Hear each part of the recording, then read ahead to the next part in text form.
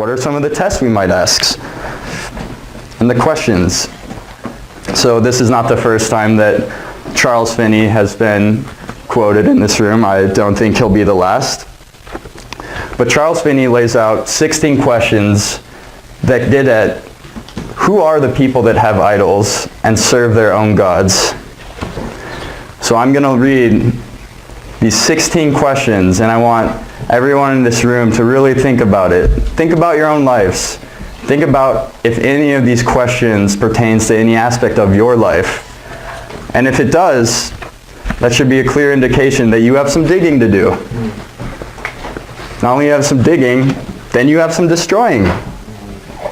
You have to start planning. You have to start thinking about this parable of the tree stump. What are you going to do to get rid of these idols? So as I read these questions, I want you to listen and just sort of examine yourselves. Examine your hearts. Examine your fruit. Examine your actions. Examine your thoughts.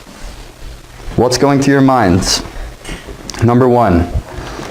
Those of you who have not enthusiastically renounced the ownership of your possessions and give them up to God, it is self-evident that if you have not done this, you are not serving God. Number 2, that person who does not make his occupation part of his religion does not serve God. Number 3, those of you who devote to the Lord only that which costs you little or nothing are serving your own gods. Number 4, those who suppose that the 6 days of the week belong to them and that only the Sabbath is God's day serve their own gods. Number 5, those people who will not make any sacrifices of personal comfort are serving themselves or their own gods. Number 6, those who grudgingly give their time and money by constraint and not with a cheerful heart are serving their own gods. Amen.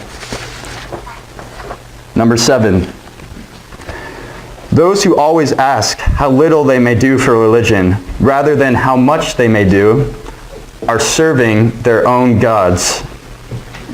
Number 8, they who are saving up wealth for their families to elevate and promote them are serving gods of their own and not the Lord.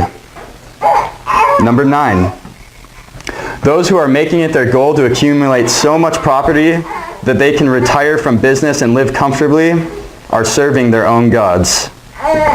Number 10, those who would sooner gratify their appetites than deny themselves things that are unnecessary or even hurtful for the sake of doing good are serving their own gods.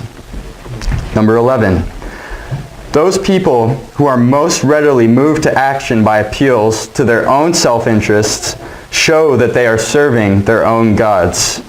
Number 12, those who are more interested in subjects other than religion are serving other gods.